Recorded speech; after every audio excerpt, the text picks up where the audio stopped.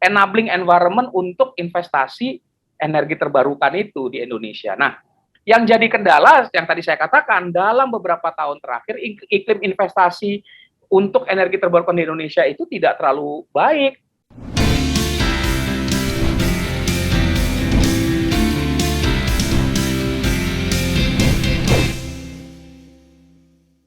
Ya, halo Sobat Bisnis, balik lagi di Talks edisi Jorgi, Pojok Energi. Kali ini kita mau ngebahas tentang energi baru terbarukan dan mungkin lebih kita sedikit serempetin ke tentang G20 juga, karena ini menjadi isu yang memang dibahas menjadi poin penting dalam pertemuan G20.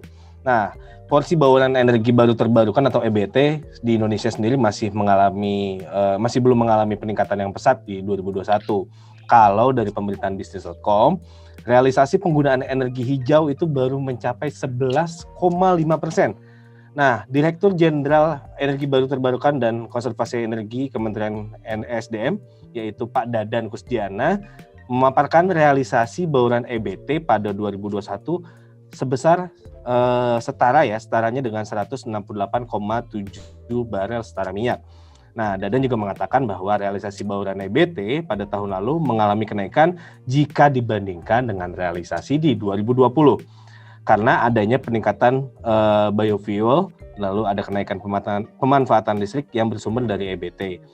Nah, Kementerian SDM sendiri mencatat kapasitas terpasang pembangkit listrik yang bersumber dari EBT pada tahun lalu mencapai 654,76 megawatt atau sekitar mungkin hanya 77% dari target 854,78 megawatt. Nah, untuk membahasnya lebih dalam tentang EBT ini, mungkin kita akan mengajak ngobrol salah satu pengamat yang memang sering mengamati tentang energi baru terbarukan di Indonesia, yaitu Mas Fabi. Halo Mas Fabi. Gimana, sehat? Halo Olga, sehat. Terima kasih sudah ngundang saya nih. Kita kayaknya agak sedikit berfokus ke EBT karena kita tahu sendiri sebenarnya EBT ini menjadi salah satu poin penting, Mas, dalam pembicaraan presidensi G20 nanti di 2022 ini maksudnya. Nah, kalau dilihat dari capaian di 2021, Indonesia kan masih jauh dari target. Tadi saya sudah mention bahwa baru 77% dari target 854,78 megawatt. Sementara di G20 sendiri itu isu transisi energi sangat digaung-gaungkan. Nah, bagaimana sebenarnya Indonesia ini bisa memposisikan diri di pengembangan EBT? Padahal kan di Indonesia sendiri 2021 ini EBT sendiri belum terlalu meningkat. Ya, yang pertama saya ingin jelaskan ya dalam pengamatan saya mengapa kok perkembangan energi terbarukan selama beberapa tahun terakhir ini tidak mencapai target. Ya, walaupun perlu saya sampaikan juga bahwa dari pemerintah masih cukup optimis bahwa target 23% bauran energi terbarukan di tahun 2025 itu bisa tercapai. Tapi kalau kita lihat perkembangan 2015, 2019, kemudian 2020 sampai sekarang 2021 kemarin, memang penambahan kapasitas energi terbarukan itu selalu di bawah target. Nah, khususnya kalau kita lihat dalam 3 tahun, 4 tahun terakhir ya, penambahan kapasitas energi terbarukan itu cukup rendah dibandingkan target dan dibandingkan dengan kalau kita ingin mencapai 23% energi terbarukan. Dalam hitung-hitungan kami di 2019, untuk bisa mencapai 23% energi terbarukan di tahun 2025, itu sebenarnya tiap tahun dibutuhkan tambahan pembangkit energi terbarukan antara sekitar 3 gigawatt rata-rata setiap tahun. Tapi kalau kita lihat dari 2015-2019 rata-rata itu hanya 400 megawatt. Sementara kalau 2020 ke 2021 bahkan itu rata-ratanya kira-kira hanya ya sama, kira-kira 400-an megawatt. Jadi jauh di bawah apa yang seharusnya dicapai. Nah, kenapa? Kita harus lihat faktor yang membuat perkembangan energi terbarukan itu terhambat. Yang pertama, saya melihat adanya regulasi ya yang membuat proyek-proyek energi terbarukan menjadi tidak bankable, khususnya di sektor kelistrikan. Penyebabnya adalah Peraturan Menteri SDM nomor 50 2017 yang memang dibuat di era menteri sebelumnya, ya.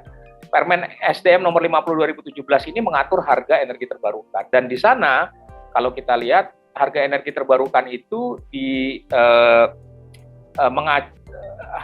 diminta untuk bisa bersaing dengan harga listrik dari batu bara.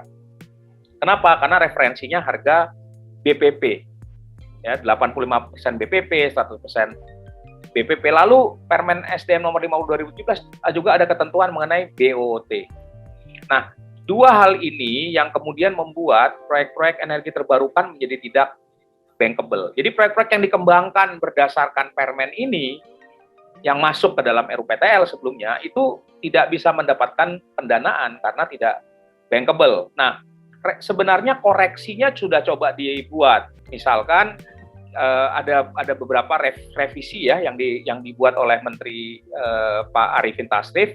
Itu misalnya yang tadinya BOT itu diganti dengan bisa BOO. Jadi itu sudah mengurangi satu masalah. Tetapi yang lain adalah masalah harga.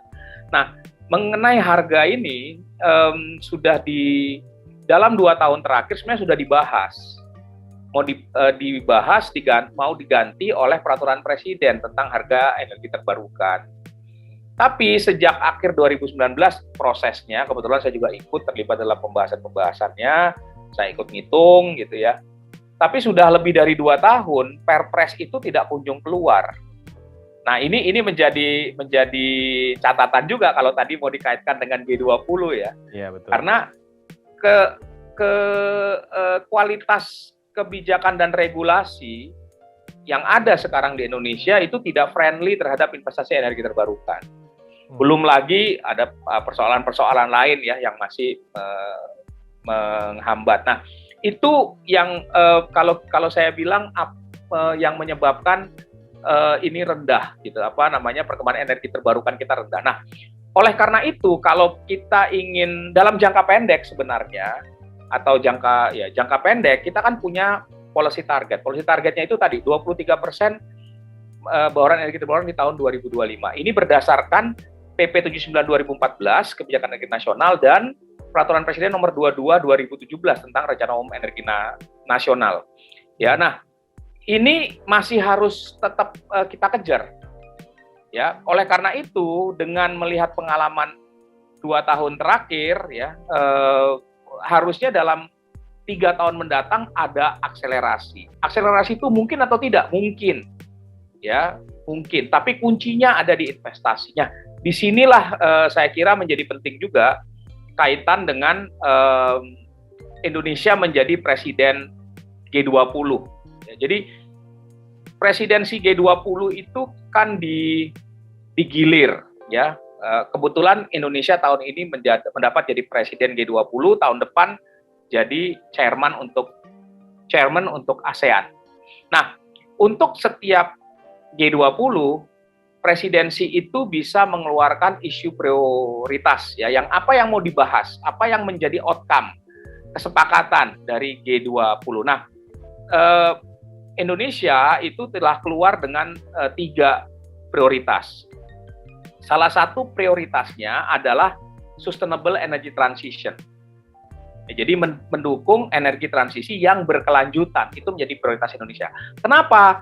Karena memang kalau kita lihat dalam 2-3 tahun terakhir agenda G20 ini juga sangat kuat ya, membahas mengenai transformasi sistem energi global. Nah, kita tahu G20 itu adalah negara-negara ekonomi terbesar ya, dan selain mereka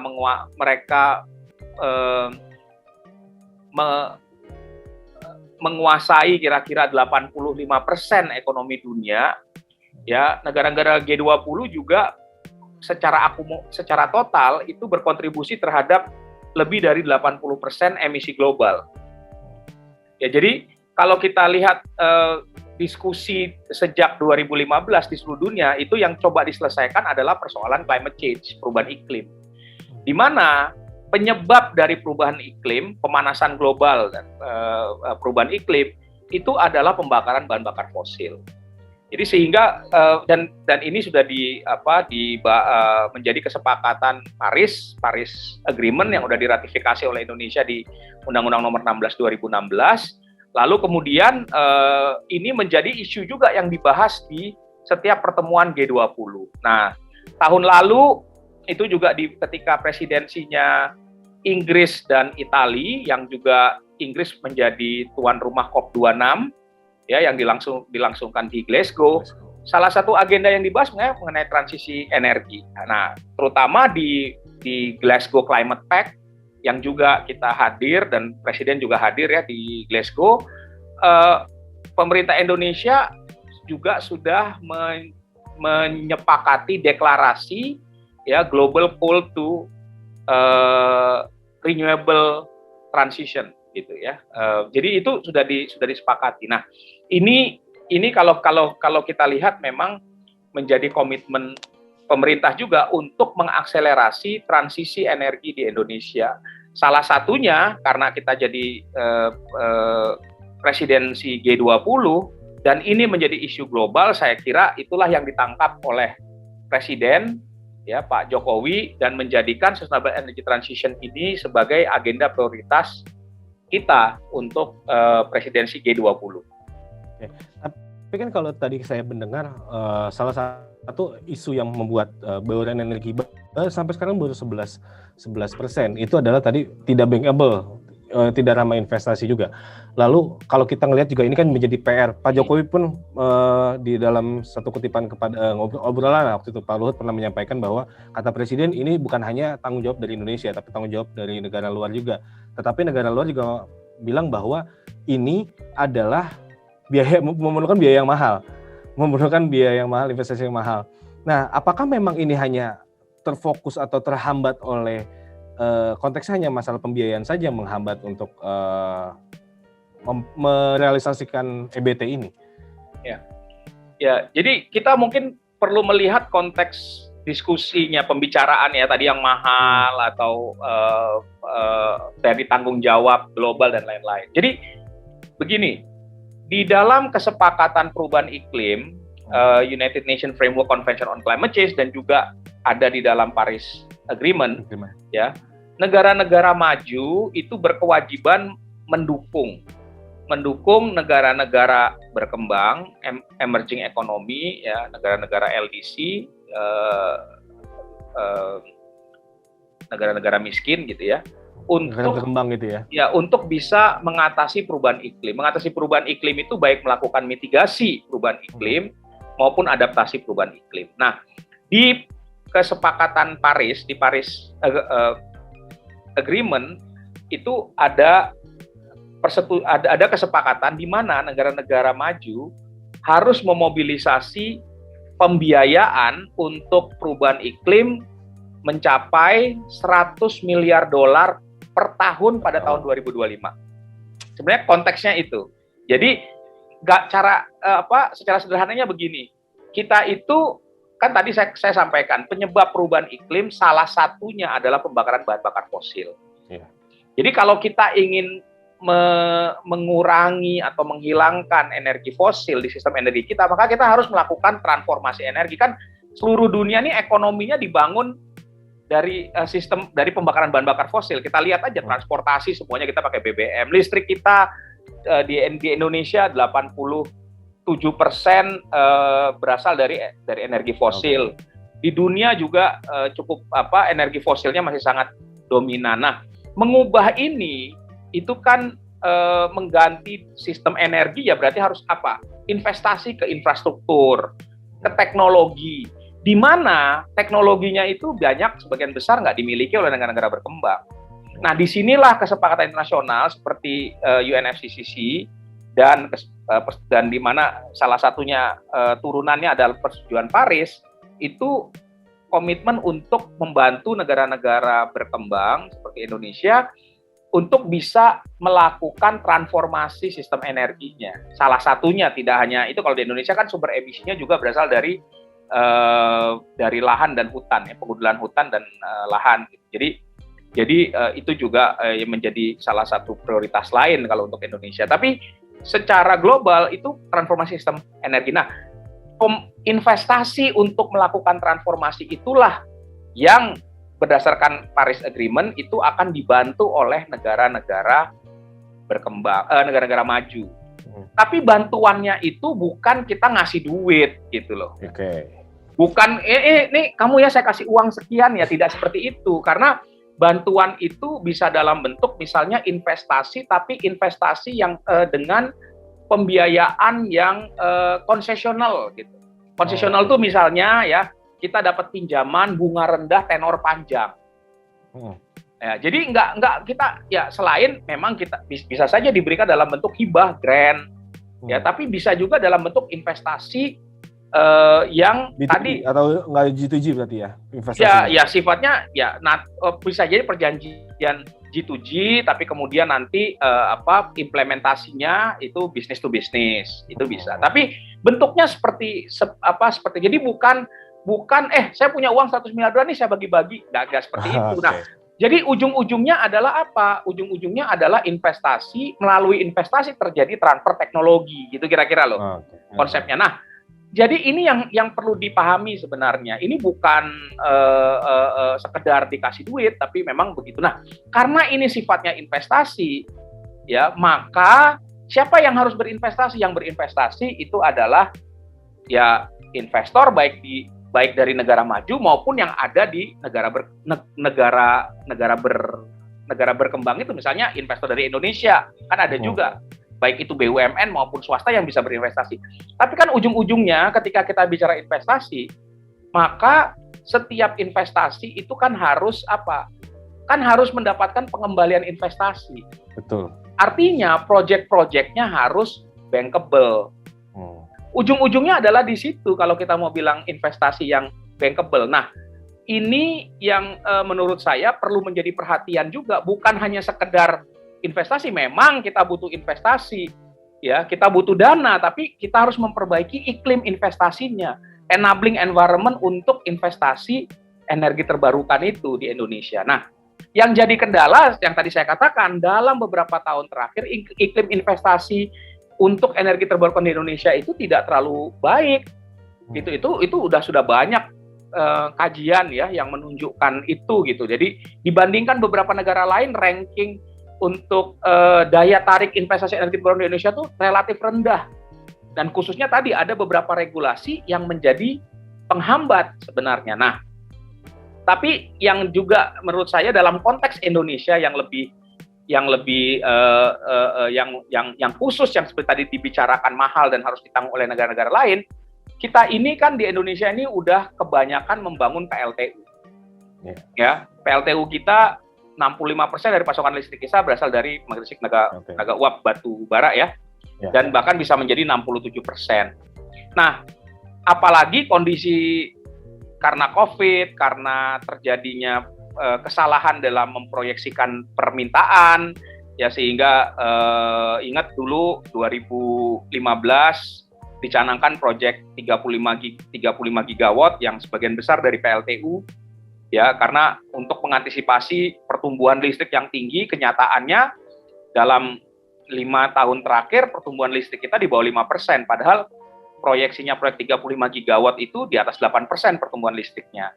Sehingga kondisi hari ini ada over capacity. Nah, untuk over capacity ini diperkirakan masih perkiraan proyeksi demand PLN itu kan terlambat 3 tahun dari yang direncanakan. Jadi sebenarnya demand yang direncanakan di 35 gigawatt tahun ini itu baru kejadian nanti 3 tahun lagi. Ya, sekarang 2021 kemarin, nanti baru 2024 baru bisa kejadian. Sehingga memang ada semacam dibilang saat ini over capacity ya makin kita. Nah, untuk bisa dengan over capacity itu yang kemudian sistem pembangkitannya itu didominasi oleh PLTU ya, untuk menambah energi terbarukan yang tadi saya katakan kita butuh bangun 2-3 gigawatt per tahun untuk mencapai target RUN saja gitu ya. Maka kalau ini dibangun, demand yang nggak nambah, kan gimana mau diserap itu listriknya? Nggak ada yang nilai semuanya ya. Iya, jadi memang kita dalam kondisi yang tidak menguntungkan. Nah, oleh karena itu, kalau kita ingin mendorong energi terbarukan itu lebih banyak di sistem, maka perlu ada kompromi. Apa jenis komprominya? Pembangkit listrik batu bara, pembangkit termal khususnya, itu harus dipensiunkan secara lebih dini. Nah, disinilah yang kemudian sejak tahun lalu itu mulai dikaji. Memungkinkah Indonesia melakukan pensiun batu bara secara dini? Dikaji dari aspek legalnya, aspek teknisnya. Jangan sampai kalau batu bara kita pensiunkan dini, terus nanti kita kekurangan listrik, ya. Atau kejadian di Eropa dan di China kemarin ya? Ya, nah itu konteks yang berbeda. Nanti mungkin lain kali kita bisa bahas karena faktornya agak berbeda dengan Indonesia. Tapi bahwa kita harus memastikan ketersediaan listrik, pasokan listrik yang handal, yang cukup itu kan harus ya. Nah, yang lain juga adalah apa? Loh, kontrak-kontrak ini, pembangkit-pembangkit ini kan ada kontraknya, baik yang dimiliki oleh anak perusahaannya PLN atau join anak perusahaan PLN dengan swasta atau yang swasta murni, yang IPP ya, yang swasta kan gitu kan. Nah, mereka ini kan kontraknya usianya rata-rata 30 tahun. Ya, kalau belum 30 tahun pembangkitnya sudah dipensiunkan, itu gimana secara legal mungkin kan atau tidak? Mungkin saja, tetapi sisa kontraknya yang dibayar. Gitu. Nah, itu yang kemudian skema yang sekarang sejak tahun lalu itu dikaji oleh Asia Development Bank, itu namanya early coal retirement. Jadi pensiun dini PLTU ya dengan menggunakan skema energy transition mechanism. Itu kira-kira. Nah, inti dari ETM itu adalah tadi pembangkit-pembangkit yang ya berdasarkan kriteria misalnya tidak efisien, emisi gas rumah kacanya tinggi, lalu kemudian polusinya misalnya juga tinggi, ya, sehingga menciptakan dampak lingkungan dan sosial yang besar. Nah, ini dia bisa dipensiunkan dini. Tapi, jadi yang tadinya kontraknya itu misalnya 30 tahun, itu mungkin 15 tahun dia udah dipensiunkan. Nah, sisa 15 tahun kontraknya itulah yang dibayarkan. Nah, ini sedang dikaji mekanisme. Nah, bayarnya ini siapa yang mau bayar? Pertanyaannya. Ya, siapa yang mau bayar? Jadi yang membayar itu ya itu diharapkan oleh pemerintah, yang bayar jangan kita dong, kita nggak punya duit nih, yang bayar elu gitu, negara-negara maju, karena yang punya kepentingan untuk perubahan iklim kan juga negara-negara maju, gitu. Kita disuruh mengurangi emisi gas rumah kaca, sementara emisi gas rumah kaca kita tidak sebesar negara-negara itu, walaupun Indonesia juga emisi gas rumah kacanya cukup tinggi ya. Tapi kan argumentasi yang dibuat seperti itu. Jadi kalau kita mau pensiun dini, ya kalian yang bayar, mau nggak? Gitu. Nah, kebetulan ada presiden. Presidennya apa? Afrika Selatan. Afrika Selatan akhir tahun lalu itu menyepakati semacam paket ya dengan Amerika, Inggris, Jerman, Prancis itu untuk tadi melakukan salah satunya pensiun dini PLTU dan investasi energi terbarukan. Afrika Selatan dapat deal package $8,5 miliar gitu. Nah, inilah yang mau dikopi oleh Indonesia beda dengan yang Afrika Selatan. Jadi ini spesifik ya. Tadi saya katakan UNFCCC ada kewajiban menyediakan $100 billion. Indonesia punya kesempatan untuk melakukan pensiun dini PLTU sekaligus kalau PLTU-nya dipensiunkan, maka kan pembangkit listriknya kapasitasnya harus diganti. Diganti dengan apa? Dengan energi terbarukan. Berarti ada investasi untuk energi terbarukan. Kita menggunakan LPG besar. Nah, masalahnya 70% LPG kita itu impor.